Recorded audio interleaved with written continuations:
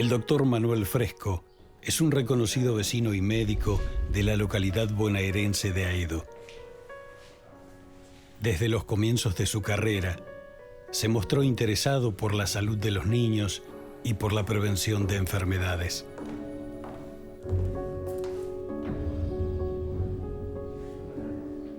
El doctor Fresco es además un importante líder conservador.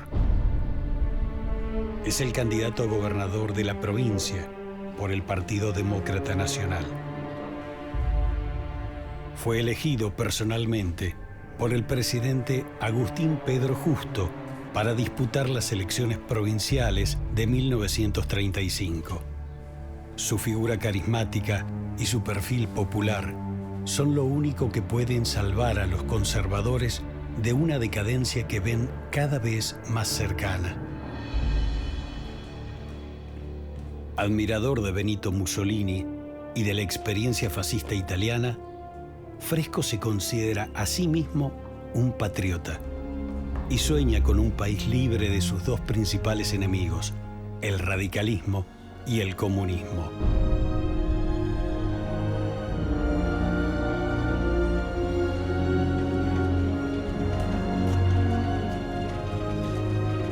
Los radicales representan el partido mayoritario en la provincia y Fresco busca evitar que alcancen el poder, cueste lo que cueste. El programa de Manuel Fresco es muy distinto al de los anteriores candidatos conservadores e inaugurará una nueva etapa en la historia política de la provincia de Buenos Aires. Pero detrás de sus acciones se esconde otro objetivo: convertirse en presidente de la nación.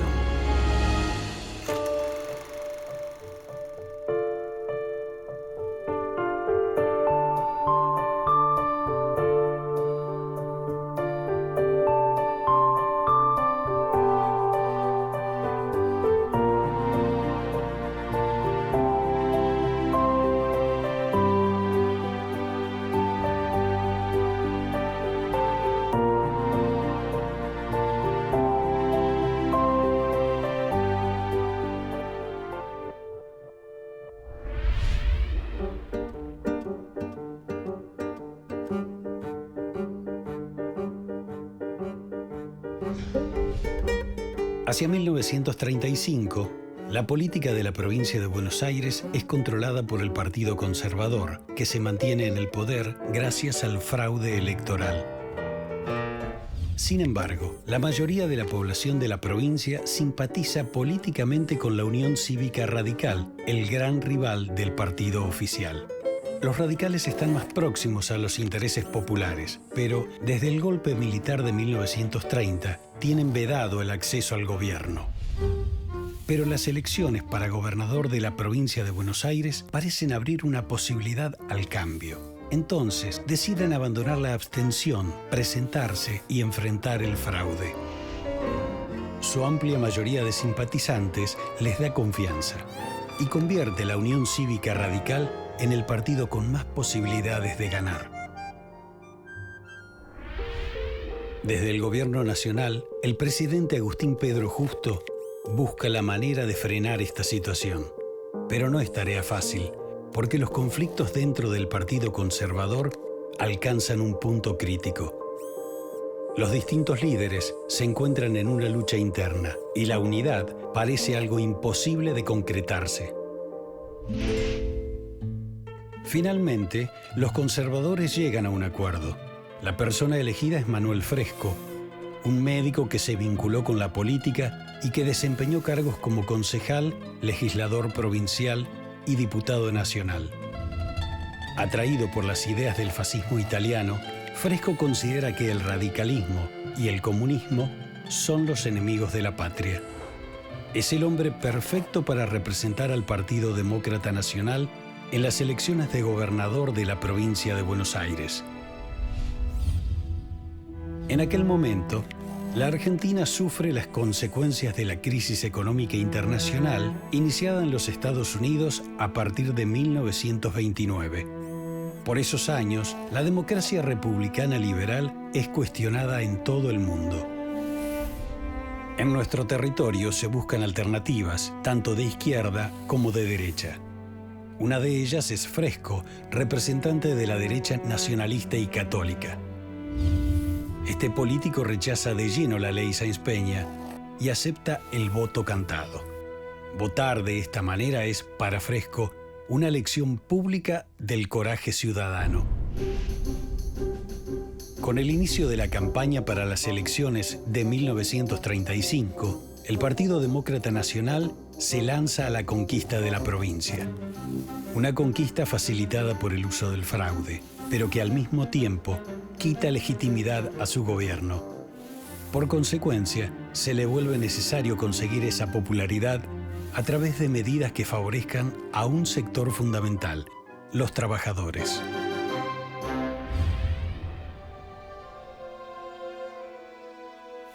El momento que tanto ha esperado se hace realidad.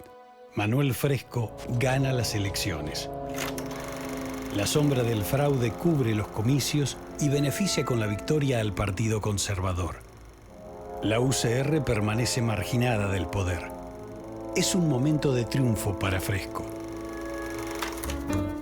El 18 de febrero de 1936 inicia su gestión y convoca a un grupo de notables políticos para formar su gabinete. José Bustillo ocupa el Ministerio de Obras Públicas, César Ameguino el de Hacienda y Roberto Noble el de Gobierno. Todos ellos forman parte de la Concordancia, una coalición que contiene al Partido Demócrata Nacional, a la Unión Cívica Radical Antipersonalista y al Partido Socialista Independiente. Fresco es calculador, un estratega.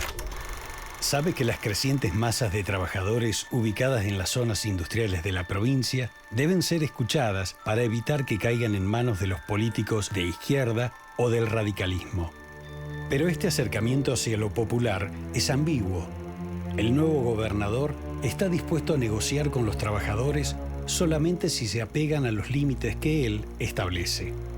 En el fondo, tiene una gran desconfianza de los obreros. Fresco entiende la sociedad según un nivel de jerarquías, en cuya cúspide se encuentran los grandes terratenientes y los capitales comerciales y financieros, mientras que en la capa inferior se ubican los trabajadores.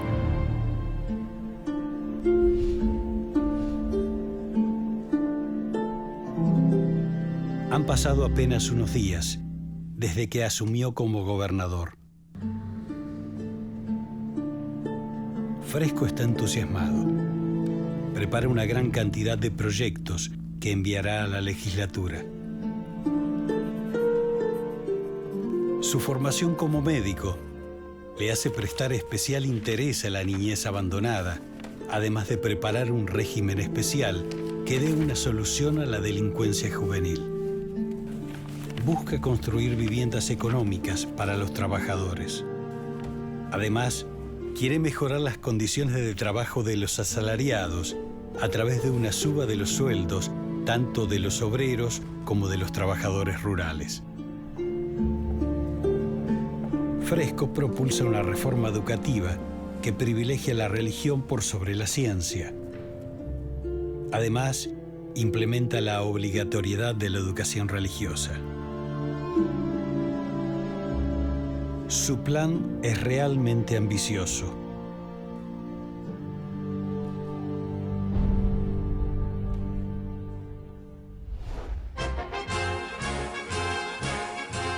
El acercamiento de Fresco a los postulados del fascismo y del nacionalsocialismo lo llevan a fomentar la educación física.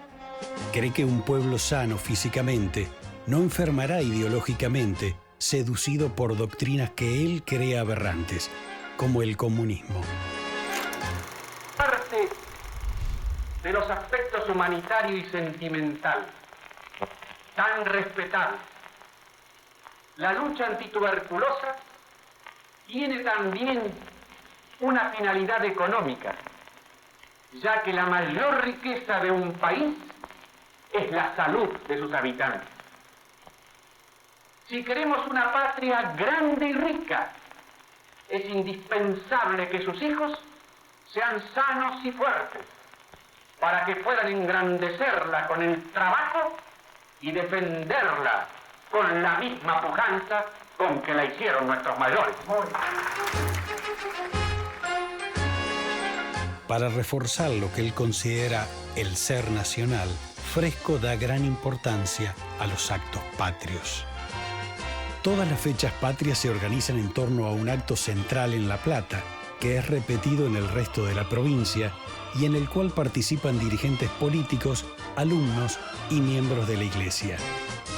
Mientras desarrolla esta acelerada actividad política, su preocupación apunta a evitar el surgimiento de obreros revolucionarios. El hacinamiento y la insalubridad existente en las grandes ciudades pueden ser, según Fresco, el caldo de cultivo para la penetración del comunismo.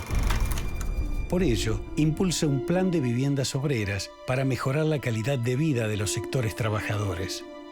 También implementa un plan de colonización que busca generar la proliferación de pequeños propietarios rurales.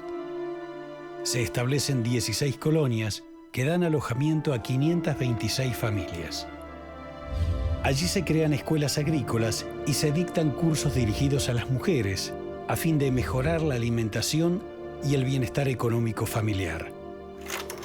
La importante obra pública realizada en la provincia de Buenos Aires tiene en La Plata destacado relieve. Se han invertido más de 7 millones de pesos en obra. Su progreso se realiza con la desventaja que importa la proximidad de la capital federal, que es un poderoso centro de atracción. De esta forma, y a través de todos los proyectos que Manuel Fresco envía a la legislatura, buscan acabar con la falta de valores que los conservadores consideran el principal mal de la sociedad bonaerense. Desde su concepción, la sociedad debe articularse en torno a la tríada Dios, Patria y Hogar. Estos pilares evitarán la disolución social y permitirán que el pueblo sea contenido en sus necesidades, tanto materiales como espirituales. En amplias zonas urbanas se desarrollan industrias y nuevos barrios que crecen gracias a las migraciones desde el campo. Fresco estudia con interés este nuevo sector obrero y pretende hacerse de su apoyo. Por ello, se crea el Departamento Provincial del Trabajo, que se encarga de evaluar los posibles aumentos salariales y de mediar entre los trabajadores y sus empleadores. Un año después, en 1937, un grupo de dirigentes textiles y de tranviarios de la Fraternidad agradecen a Fresco por su mediación en los conflictos laborales. Pero a pesar de este gesto positivo, el gobernador se muestra rígido. Les advierte que no tolerará ningún tipo de violencia y que está dispuesto a reprimirlos duramente en caso de ser necesario. Entretanto, las obras de Fresco no se detienen. Se construye una amplia red de caminos y se instauran aeródromos en todo el territorio provincial. Llegamos ufanos al término de nuestro gobierno comunal, satisfechos de la modesta obra realizada. Plazas, arboledas, calles, avenidas, entubamientos, canalizaciones, etc., labor que se culmina con el levantamiento de este hermoso palacio, lujoso y práctico a la vez. Bajo las órdenes del arquitecto Francisco Salamone, se erigen más de 60 edificios públicos en diversos municipios, como Rauch, La Prida, Alberdi y Azul, entre otros.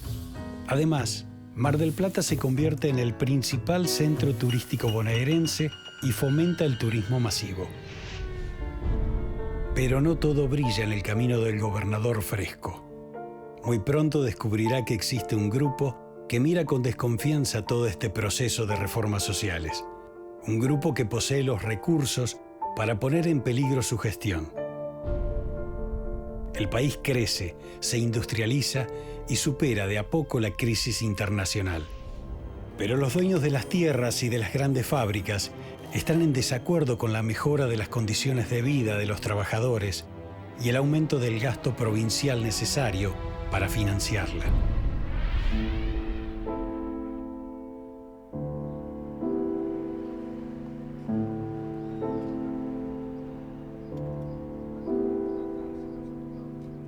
el fuerte impulso que el gobernador Fresco le da a la economía provincial no evita que surjan problemas. Por un lado, los terratenientes no aceptan una reforma tributaria que aumente los ingresos del Estado. Por otro, la dirigencia local de su partido pierde sus principales fuentes de financiamiento debido al control establecido sobre el juego clandestino en la provincia y a los cambios en la entrega de patentes de automotores monopolizada ahora por el Estado provincial. Las fuerzas que le permitieron a Fresco alcanzar la gobernación se sienten traicionadas y le quitan su apoyo. No puede. Pero eso sí, no puede. Se terminó. Hasta acá llegamos. Sin embargo, Fresco persiste en su sueño de convertirse en el próximo presidente de la nación. Un anhelo que se disipará más pronto de lo que cree.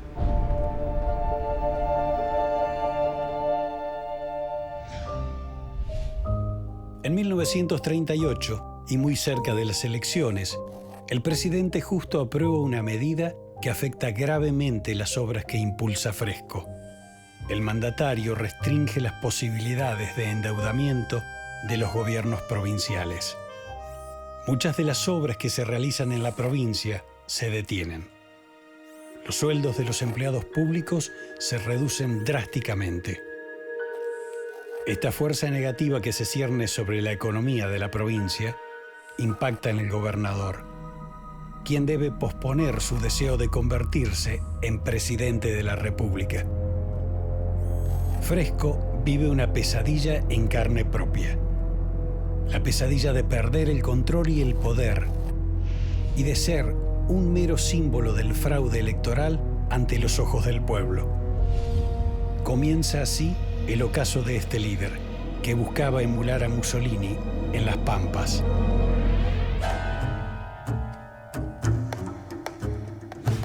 El 20 de febrero de 1938 asume el nuevo presidente de la nación argentina. Su nombre es Roberto Ortiz, candidato de la Concordancia, que ha triunfado gracias al fraude electoral. Por su parte, el gobernador Fresco se mantiene al margen de los festejos. Se encuentra en su peor momento político.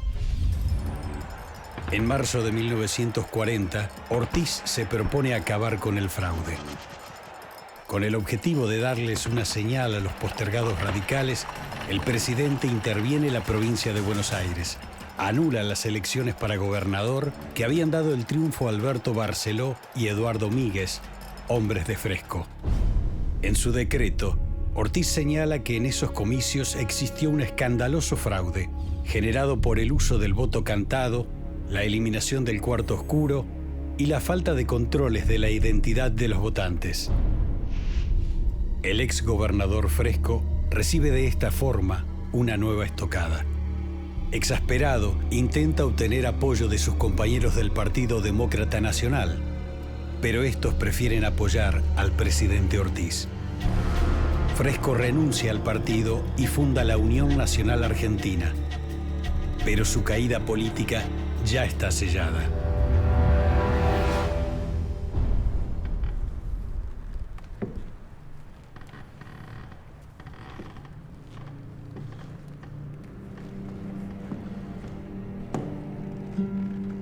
En 1940 se produce un cambio inesperado en la Casa Rosada.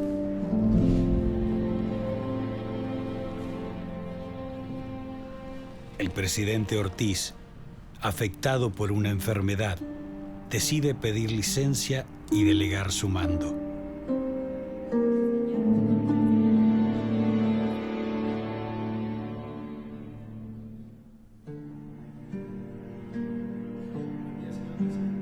El cargo recae en manos de Ramón Castillo, el vicepresidente.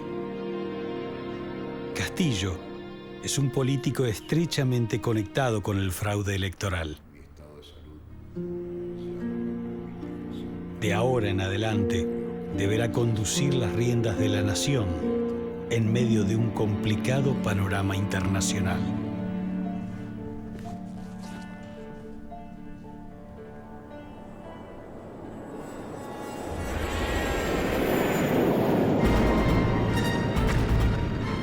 el mundo se encuentra sumido en la Segunda Guerra Mundial. El bloqueo alemán a Gran Bretaña pone la economía argentina en jaque. Nuestro país, que proveía de carnes al Reino Unido, se queda sin su principal cliente. Al no poder vender los productos a Estados Unidos a causa de su proteccionismo agrícola, el país debe endeudarse. Este acuciante contexto internacional exige que el presidente Castillo tome decisiones a más largo plazo respecto de la economía.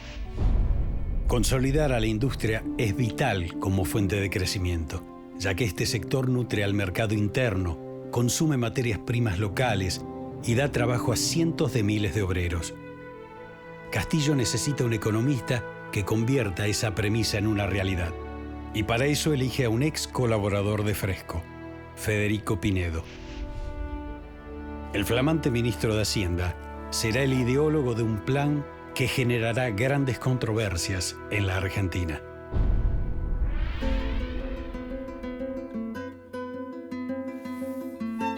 Pinedo y su equipo desarrollan el llamado Plan de Reactivación Económica. Este oscila entre el liberalismo clásico y la nueva política económica en auge, el keynesianismo. El plan de Pinedo propone una serie de medidas concretas. Por un lado, continuar con las compras que hace el Estado de los saldos agrícolas invendibles para mantener las ganancias de los sectores dedicados al campo. Y por otro, promover la construcción de viviendas económicas para empleados y obreros. Esto permite aumentar las ganancias de las constructoras y propulsar el crecimiento de las industrias proveedoras. El Estado también se propone estimular las llamadas industrias naturales, que procesan materias primas locales y que son competitivas a nivel internacional. Para Pinedo, estas industrias generan empleo, reactivan el consumo y aumentan las ganancias de los empresarios. En el ámbito de los mercados próximos a la Argentina, el economista propone crear un área de libre comercio con los países vecinos, especialmente con Brasil. El plan recibe comentarios y críticas desde distintos sectores.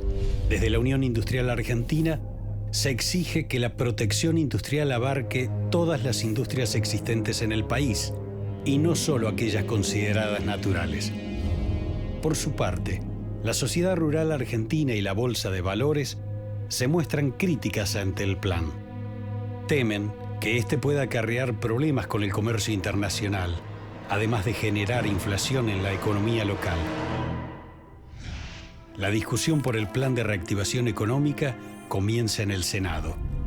Y es allí donde Pinedo debe encarar al principal opositor de su propuesta, la Unión Cívica Radical.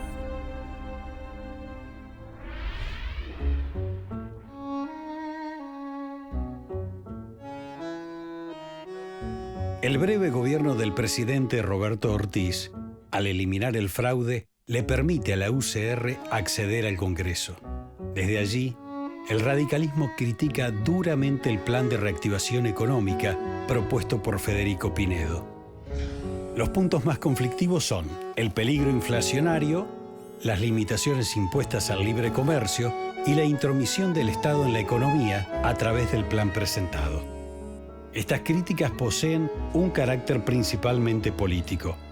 Para los radicales, Castillo y Pinedo son una dupla que conjuga el fraude con la corrupción.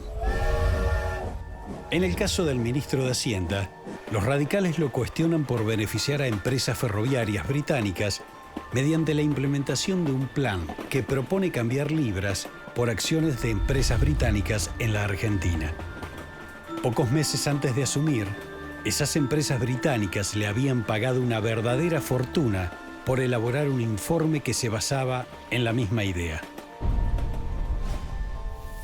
Además, los senadores que representan a la UCR exigen que el librecambio sea la base de la economía argentina y afirman que el sector agrario no recibe en el plan la ayuda que merece. Para los radicales, no hay que construir exclusivamente viviendas, sino también caminos que abaraten los costos de los productores agrícolas. Pero más allá de estas objeciones, el oficialismo impone su mayoría. El controvertido plan de reactivación económica es aprobado. Pero es una victoria transitoria. Todavía falta la aprobación de la Cámara de Diputados, que cuenta con mayoría radical.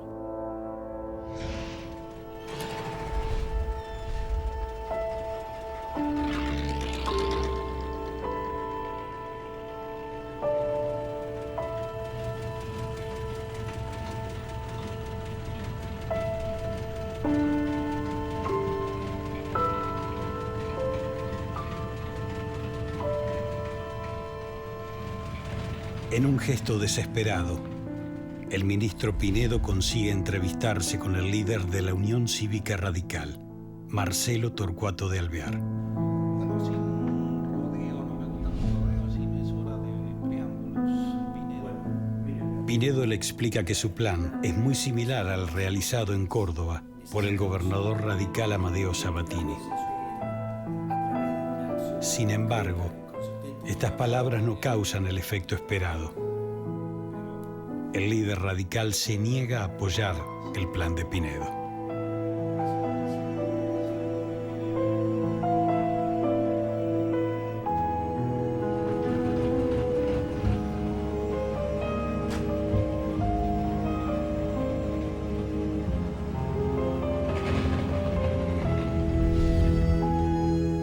Finalmente, el plan de reactivación económica no se trata en diputados.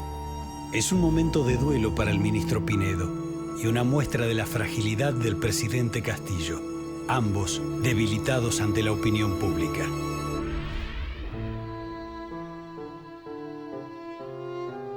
El fracaso de Pinedo demuestra la falta de capacidad de la élite gobernante para construir una nueva alianza social y política.